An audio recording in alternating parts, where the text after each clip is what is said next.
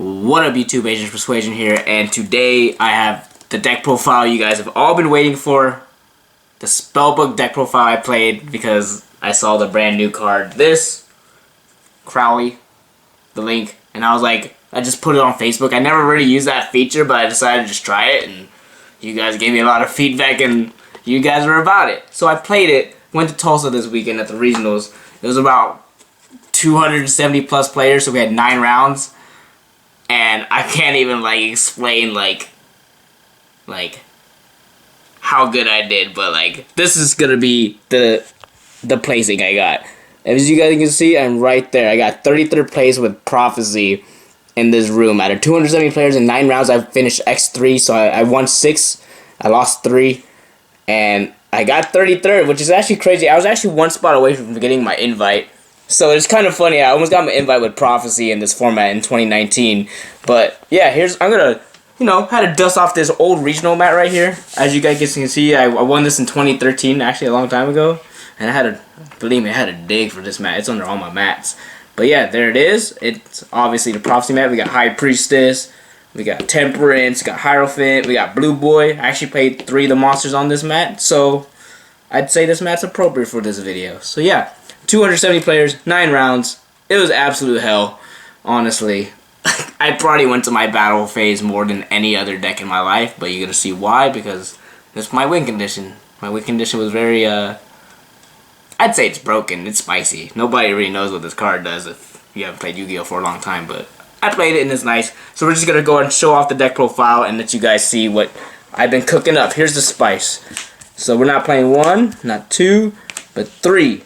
High Priestess of Prophecy. This is your boss monster of the deck. This is basically your card that gets rid of problems, helps you spam the board turn 1, or break a board turn 2. You just reveal 3 spellbooks from your hand. It could be the same ones, it doesn't matter. You can have 3 of the same spellbook and show 3 spellbook spell cards to reveal him in your hand and special summon it.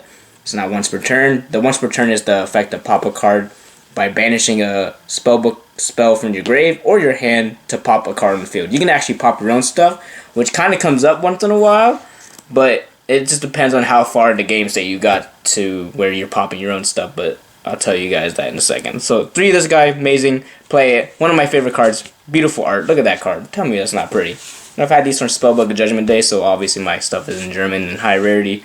Yeah, I had to dust these cards off too. 3 High Priestess, amazing. Play 3. This is the deck that you can play it in, which is amazing. We're playing the best normal summon in the deck compared to my win condition. So this is actually the second best normal summon in my deck. We got Spellbook, Magician of Prophecy. This guy is absolutely amazing. He's literally normal summon, or when it's flip face up, you search a Spellbook spell card from your deck to the hand. So basically, this guy gets your whole engine going. It makes your pluses insane. And oops, I spit on my card. Y'all didn't see that. But yeah, ulti first dance. Shout out to a long time ago to Benedict for helping me hook these up. I still have them. But yeah, this card's amazing. Helps you span the board. Helps you slowly grind them down. And this with Fate is amazing. You can actually book your own guys and start getting their effects again, like flip it effect. You search again. Very good card. Blue Boy is definitely a really good starter in this deck. And for the lowest monster count you ever seen in your life, we only have 3 more monsters, and we're playing the boss monster of the deck, Jowgen, the Spiritualist. So this card is your win condition. I made Prophecy / Spellbooks. It's both. I don't know why people think that it's one type, but it's literally the same deck. Spellbook or Prophecy, this is the win condition of your deck. This literally just says, randomly discard a card from your hand to blow up all special summon monsters on the field, and then neither player can special summon, period. This card just is a walking fossil dino, but he can actually blow up a board going second, which is amazing. This card is your win condition, 100%. There's the only way you can play fairly in this format in 2019 because there's links and stuff that Jowgen never had to deal with before, but this is the spiciest card. You gotta love it, and this is why I said this is like your win con. You're literally attacking them with 200 attack points for a lot of battle phases. I found that out quick that you're attacking a lot in this deck because that's the only really win condition besides card advantage. And card advantage, people don't scoop anymore, so it kind of upsets me when I have like a gigantic setup and I'm literally going to attack you with this for a long time. But then the blue boys start coming out and they start poking them with bigger damage, and then eventually they'll just scoop. But they just want to see everything. Alright, why I'm playing the deck now in 2019? As you guys can guess, we're like an anti-meta deck. We'll never need our extra deck. We can't rely on it, which is good because, like, let's be real, like, this card's amazing. This card beats everything except for Sky Striker very easily. But I can beat Sky Striker. I actually lost to 2 Sky Strikers as my losses, and then a Trickstar deck, I think. Wait, no, I lied. 1 Sky Striker, 1 Trickstar, and 1 Orcus. That was James. I forgot Roland beat me. Alright, but this card's amazing. You have to play this card in this deck. It gives you extra draw power. It does conflict with some of the cards that come up, but if you see the starter cards just like in Cosmo, the deck is amazing. Play 3 Pot of Extravagance. You're gonna actually enjoy it. This card with the old card in the deck, this card is amazing. Because in the standby phase, you get to draw another card. If you guys don't know what this card does, you just get to draw another card in your standby phase by putting a Spellbook card in your graveyard. In the bottom of your deck. This doesn't conflict with Pot of Extravagance, so it's amazing. It happens so much where I just kept piling advantage. I draw for turn, draw for Spellbook Tower, and then I draw this, and I just activate this at the start of main phase 1 and draw 2. This card's amazing, but it does conflict with the other cards, which I'll show you in a little bit, but it's alright. Here's one of the cards that it does conflict with, Crescent. This is a starter card. You just need to see one. You need to see Extravagance, this, or Blue Boy, or Secrets to start off your whole Spellbook engine. So you're just trying to maximize on drawing that. And this card's amazing in this deck. It's basically like Tin Can, but you reveal 3 and then you get 1 to your hand and the other 2 go back to your deck. And this is where it conflicts with this. If you activate this, because you have to have no Spellbook spell cards in your grave, you can only activate Spellbook cards at turn, so you can't do this and then this. So just FYI for people out there. The best card in the deck, Spellbook of Secrets. This card searches everything in your deck. This searches Blue Boy searches another card. Like, this searches your whole engine. One of the best cards still. This is the card that baits ass a lot, honestly. I search everything. Alright, here it comes. Here's the goo. Here's the other card that it conflicts with. Pot Extravagance, Spellbook of Knowledge. But if I already have a setup, and I have a lot of spellbooks, I won't activate Extravagance. I'm going to go for the play to where I draw 4. So I'm going to use this effect to draw 2. Then I'm going to master copy it and then draw 2 again. So there's certain plays where you just don't need Extravagance. Just because you have it doesn't mean you activate it. You just look at your hand and see how dead like it could be if you activate Extravagance. And if you have a bunch of these other cards, you just rather do the draw 4 play with this and then master and draw 4. So this card's amazing. This card sends spellbooks and it's really good with this card because it can be dead a lot. So when you have this card, it's dead, and then you just draw 2. It's pretty nice. Speaking of Master, you reveal a spellbook spellbook card, so you can reveal Blue Boy to copy and reveal a spellbook spell card in your hand to copy a vanilla spell. So it has to be a normal spell. So you can copy Knowledge, you can copy Secrets, and you can copy Crescent. And it also has a couple more targets, which I'm coming up to right here. But it lets you use the same name because all these are once per turns. So you can't use like double Secrets, but you can go Secrets and then Master. So that's still 2 searches because this is called Masters and not Secrets. It copies its effect. Here's the other 2 cards that it does copy. 2 Eternity, which lets you recur because you're playing Spellbook of Fate. Spellbook of Fate banishes cards. High Priestess banish cards. I got a Reincarnation, the banish cards, and I got them back. It's pretty nice. And then Spellbook of Power.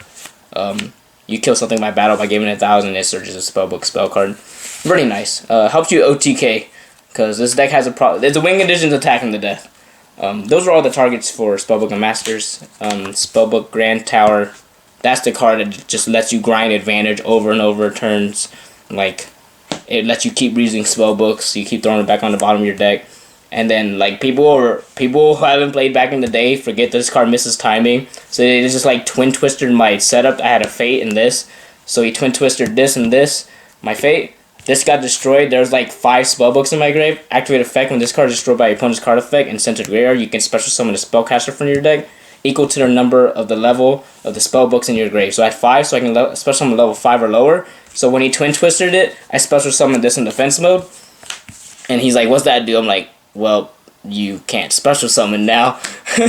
So we had to waste his whole battle phase to attack over this, and it like really just stumps your plays very badly. So like, if you're a good player, wait for me to activate this in standby phase, trigger it, and then like MST or Twin Twister, then they don't miss his timing. Just pro plays.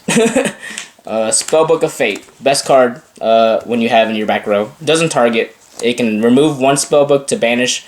When you banish it, it targets a set spell trap on either side of the field and returns a hand. I used that effect once, but I lost that game. It didn't matter. That effect's pretty bad. The remove 2 is a Book of Teu or Book of Moon. Put a monster face up attack or face down defense. And the last effect, which is the best one, banish 3 to banish one card your opponent controls. And when you have Jowgen in this, it's very hard to beat that because this doesn't target. So people that don't know, if they say that's okay, banish, and they try to change something, like, well, it doesn't target, so it actually just goes through. One Wisdom. Sky Strike is a bad matchup, but multi-roll's a card, so I only just chose to play one of this, just to guarantee Priestess to be on the board one time. Like, that card's okay, but multi-roll's unfair. You will lose to every Sky Striker player you play against unless you just draw good a couple times. One Spellbook of Life. It's just a searchable monster reborn in this deck. It's pretty nice. Here comes the Pro Tech. We're playing Protect the Castle. So Moonmirror Shield, I just tech one. It basically, you're only trying to equip it to this one monster.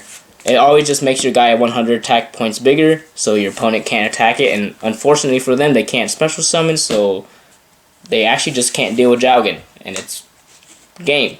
Alright, now for the trap cards, because we're protecting Castle. One Solemn Judgment for evenly matched. That's the only reason it's in there. And then like this with a Fate's still good too. I can stop a summon. Protect the Castle. This mirror forced a lot of cards this weekend. No one respects this card, but when you have a Jowgen, they have to attack you. So it's like, it feels really good. This card sucks against Salamangreats when they have a Bailing's play set up, so it feels bad. But like if they don't have it, this card's amazing. And for the last card, this is probably my favorite card in the whole deck, honestly, besides Jowgen. 3, Phoenix Wing Wind Blast. This card is a tempo card. If you haven't played old Yu-Gi-Oh, this card's a card to turn any card your opponent controls to the top of their deck. This card's absolutely amazing with Jowgen because I can make you, if you set a bluff, I can force you to top deck the bluff, and I'm going to keep drawing extra free cards from Towers, Extravagance, Knowledge. Like, I have so many ways to keep digging and throwing you back a few turns. So you will get punished if you play against this deck very badly. So that's my take on Spellbooks in 2019. As you guys see, it's 40 cards.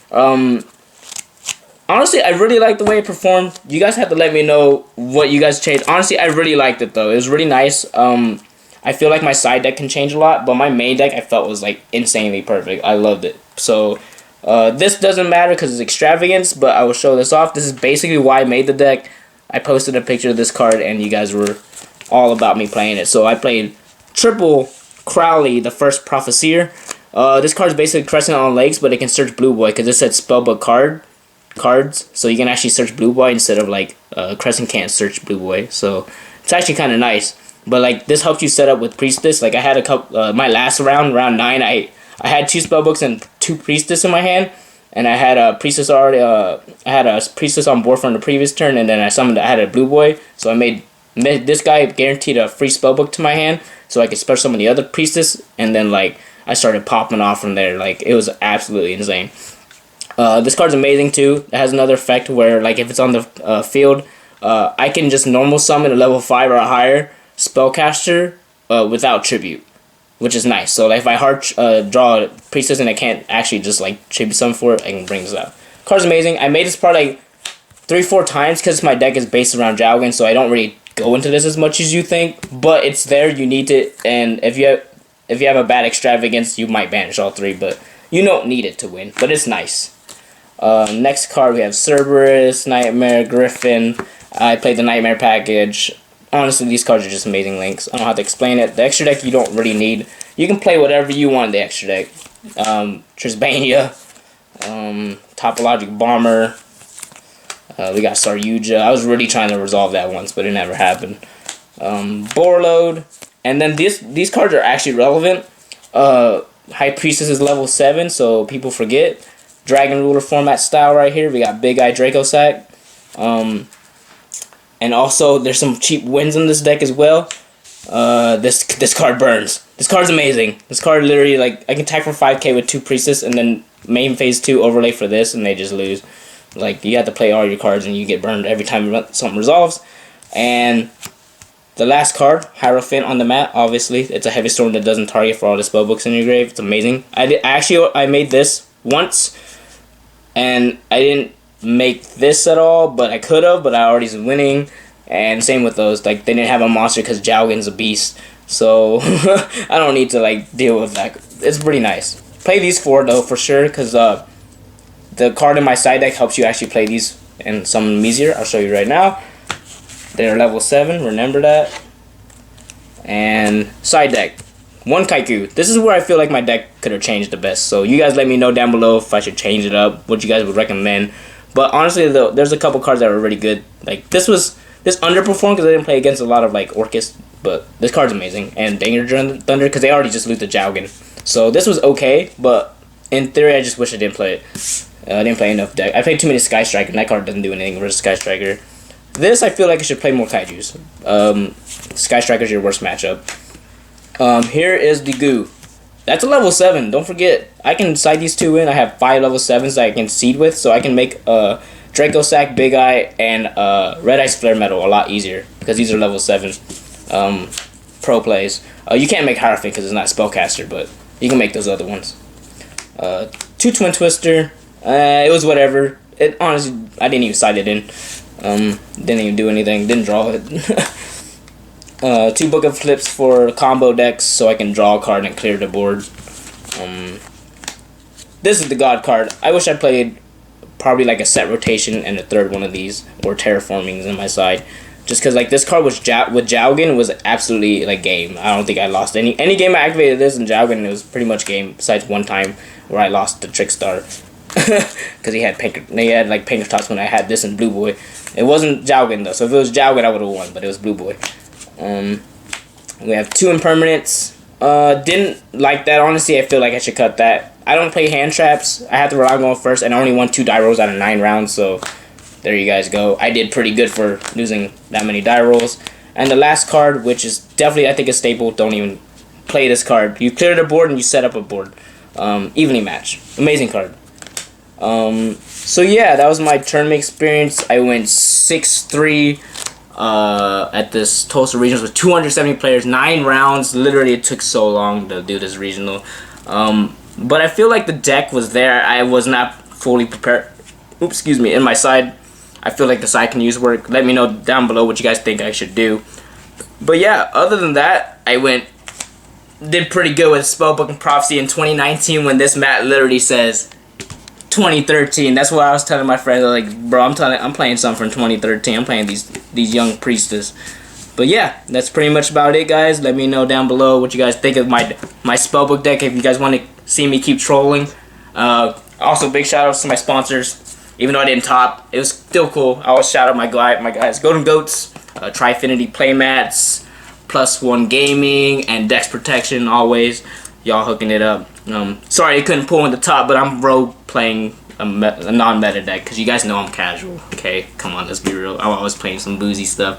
But yeah, make sure to smash that thumbs up button if you guys want to see more stuff like this, and we're signing out. Peace.